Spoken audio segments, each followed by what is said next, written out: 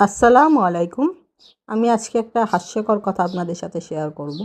বলতে পারেন ফানি কথা। সেটা হলো যে অনেকে মনে করে আমি একদম মুরুব্বি টাইপের মানুষ। আসলে আমি নিজেও বলেছিলাম একবার আমি সবার থেকে বড়। আর সবার থেকে বড় মানে এই না যে আমার বয়স এখন ৬০-৭০ বছর। কেন বলছি? আমার বড় বোন আমার থেকে ৭ বছরে বড়। তার বয়সই এখনও ৫০+ হয়নি। তাহলে আমারটা কী হবে?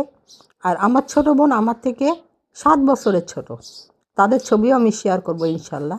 কিন্তু তারপরেও অনেকে না দেখি অনলাইনে জগতে অনেকে আমাকে বলে আপনি তো আমার বয়স থেকে ৩ গুণ বড়। অথচ তারা পার্সোনালি কেউ দেখা যাচ্ছে ২ বাচ্চার মা, কেউ ২ বাচ্চার বাবা। তো তারা কি একদম ছোট বয়সে বিয়ে করেছে?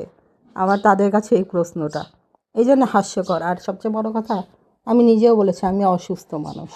আর অসুস্থ মানুষ হলে কিন্তু তাকে সবসময় তার বয়স অনুযায়ী তাকে ডবল লাগে।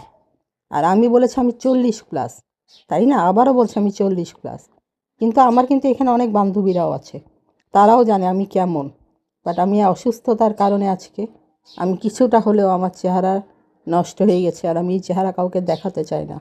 24 ঘন্টা বাইক অ্যাপ দিয়ে রাখি, তো মেশিনটা দিয়ে থাকতে থাকতে চেহারাটা আমার পুরো নষ্ট হয়ে গেছে। আর আমি এটা নিয়ে কোনো শঙ্কিত বোধ করি না, কেননা আল্লাহ আমাকে যেমন রাখছে আলহামদুলিল্লাহ। এই যে কথা বলতে পারছি এটাও তো একটা বড় নেয়ামত।